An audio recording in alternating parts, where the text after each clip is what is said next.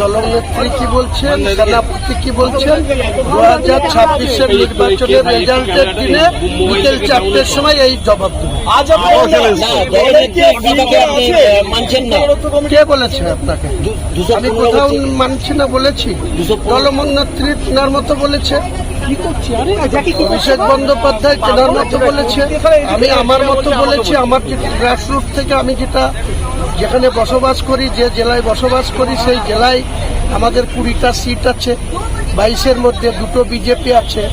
আগামী রেজাল্ট যখন হবে, ওটা সার্বিক 294-এর মধ্যে 213 জিতেছিল। তারপরে বাই ইলেকশন কিছু বিজেপির এমএলএ এসে আজকে 226 হয়েছে। 2026-এর নোটিফিকেশন হতে দিন, তারপরে পলিটিক্স আমিও দীর্ঘদিন ধরে করছি, আর আমাদের নেত্রী 50 বছর ধরে পলিটিক্স। আমি কোথায় চ্যালেঞ্জ হলো? আপনারাই বলছেন, তিনি ওনাকে গিয়ে বলুন। আমি তো 26-এর রেজাল্টের টাইমে বিকেল বেলায় কথা বলি।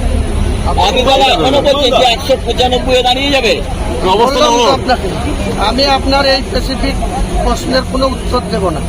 আমি কেন বলেছি সেটা যে 195 থেকে 98 হবে, এই প্রশ্নটা ঠিক, এই বক্তব্যটা ঠিক না?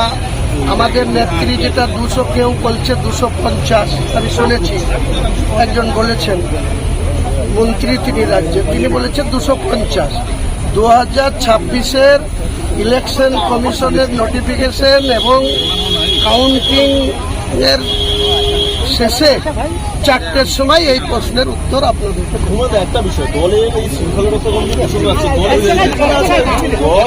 আমি সূত্রপাতি কিছু বলবো না।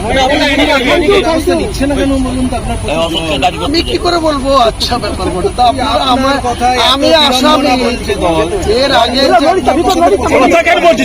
আগে তো আপনারা যখন আমাকে সেকেন্ড নোটিশ হলো শোকজ, তখন আপনাদের বিভিন্ন মিডিয়াতেই তো আমাকে ফাঁসি দিয়ে দিচ্ছিলেন। মনে হচ্ছিল এমন এমন কথাবার্তা শুনছিলাম, আমার বাড়িতেও খুব বিভ্রান্তি হচ্ছিল যে আমার ফাঁসি হয়ে যাবে। তো লাস্টে দেখলাম যে এই জাজমেন্টও পা গেল না। ফাঁসি তো দূরের কথা, বা জাজমেন্টই হলো না। আগে দুবার, আর এটা সফল তো হবে না। এটা আমিও এসব আপনাদের উল্টো পাল্টা প্রশ্নের কোনো উত্তর আমি দেব না। ওনাকে জিজ্ঞেস করুন, যিনি চিঠিটা ইস্যু করেছে, ফাইনাল না সেমিফাইনাল।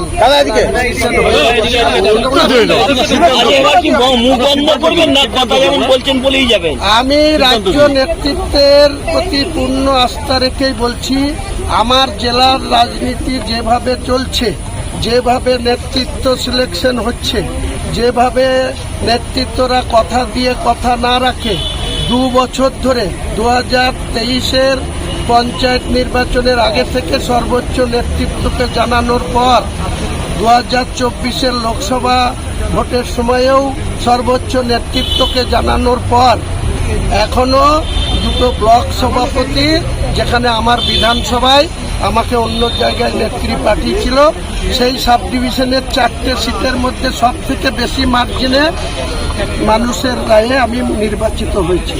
সেই ব্লক সভাপতিরা আমাকে পদে পদে অসম্মান করে, এবং সেখানকার তাদের নেতৃত্বে যারা পঞ্চায়েত প্রধান, প্রতিদিন তারা একটা ওয়ারিশ সার্টিফিকেট নিতে গেলে 50,000 টাকা দাবি করে। এই অন্যায় কাজের বিরোধিতা আমি করেছি, করব, আর তার জন্য আমাকে যা সিদ্ধান্ত নেবে আমি মেনে নেব।